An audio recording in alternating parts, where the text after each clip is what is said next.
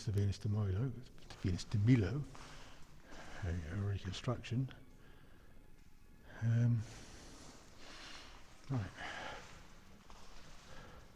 Right, this is one for us lads, even though some of us aren't that young anymore.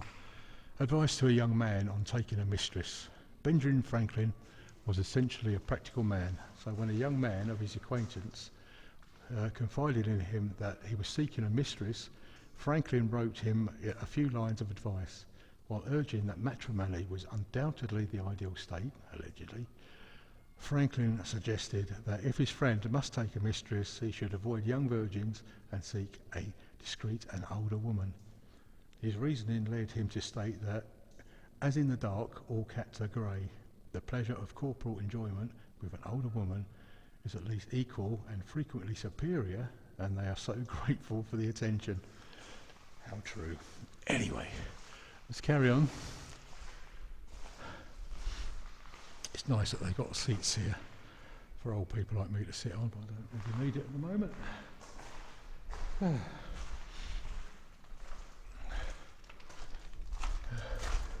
Right, so this is, it's quite narrow. The ceilings are very low, and it's been redone again, as you can see. I'm not sure when the tunnels were actually renovated. Ooh. Right, now, it's a bit hard to stop then. Right, Sir Francis Dashwood, the second baronet, creator of the Hellfie Caves and the notorious Hellfie Club. In 1726, Sir Francis embarked on a grand tour of Europe. Italy especially aroused his passionate interest in the art and culture of classical antiquity. He also acquired there a taste for high living. For many of his parties, he enjoyed dressing up in oriental costume or even as a monk. In 1748, he commenced the excavations of the caves. Right, he was a bit of a jolly man, wasn't he? Anyways, yeah, I was thinking that statue is like similar to the one in the banqueting hall, but it's not, is it? Totally different. The base of it. The other one was full body without no arms. Without no arms, that's proper rubbish grammar, isn't it? Is it not?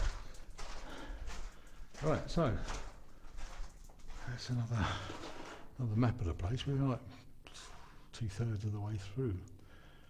So we've got another triangle here. So you can either go left or you go right. Which way should we go, George? We go right this time. I don't think I've ever been right on this bit in all the times I've been here. Which is quite a few now. Oh yeah, this is downhill. I'd be quite interested to know how far underground we are. Because all this is under the Church of St. Lawrence.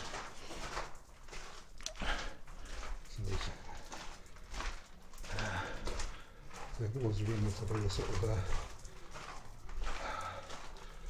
chamber that leads to the bottom of the church. Obviously you have to go up quite a bit. Now they've gone up by rope. So that's where we would have come out if we take the left path. Right, we're still going downhill. Well, there's a thing here. Joseph Borgnis, a painter from Craveggia in northern Italy, came to England with other members of his family in 1751 at the invitation of Sir Francis Dashwood. That's the Italian influence again, isn't it? And executed many of the fine ceilings and frescoes in West Wickham House, which is the residence of the Dashwood family and has been for forever, really. And in the Church of St. Lawrence. They were copies of famous palaces in Rome, such as the Palazzo Farnese and from the temples of Palmyra near Damascus. Right, so that's this painting is on the ceiling of the Blue Room in West Wickham. It's quite cool. It's quite cool. It's sort of Raphael-like, isn't it? The cherubs and chubby women. Right. we carry on. We're still going downhill. I'll be very careful how I put my feet. Let's have a very low archway. Right. Now, here we've got Dashwood. As we saw earlier, he's got his headdress on, oriental clothing. I don't know who that is. Maybe that's the steward again. But, having a small libation. It's a shame we got cages over everything, because it's quite hard to film. Oh no, obviously it's needed, otherwise half this stuff will be nicked, won't it? This bloke here playing golf, I think. Just about to putt. So yeah, so these are the workers. There's a plaque here. So about the workers. The workers in the caves. For the men who excavated the caves were all agricultural workers from the parish of West Wickham. They would have toiled from sunrise to early evening, with only a few minutes at midday for a bite to eat, probably some bread and cheese. These were the normal working hours in those days. They were paid a shilling a day. It is almost certain that these men wore shirts or smocks, which being long garments would usually be tied up around the waist during work. The sleeves would be buttoned to the wrists. Over this, a sleeveless jerkin or waistcoat would be worn, together with a plain linen neckcloth. Knee breeches, woolen stockings and stout shoes were completed the outfit. Most workers also wore billycocks, wide brim hats with round crowns. Make your own jokes up. An architect or mason would be in charge of work. He would wear a tall crowned black hat with an upturned brim. The rest of his uniform would consist of a long blue coat with vertical pockets and with 3 pleats at the back concealing vents. Under his coat he would wear a shirt with a plain cravat and black plush knee breeches. His stockings would probably have been cotton, his shoes of dark grey reversed calf. Architects and masons sometimes wore white aprons with pouches as signs of their position. A bit like women in the kitchen. Ooh, a bit sexist. It is estimated that around 100 men worked in the caves during the 6 years in which they were excavated. Probably another 50 or so were engaged in the construction of the road. So yeah, the road between West Wickham and Wickham. Right, now, there's a bit of comedy for you. Right, I don't know if any Brits, I'm pretty sure Americans don't know about this programme, but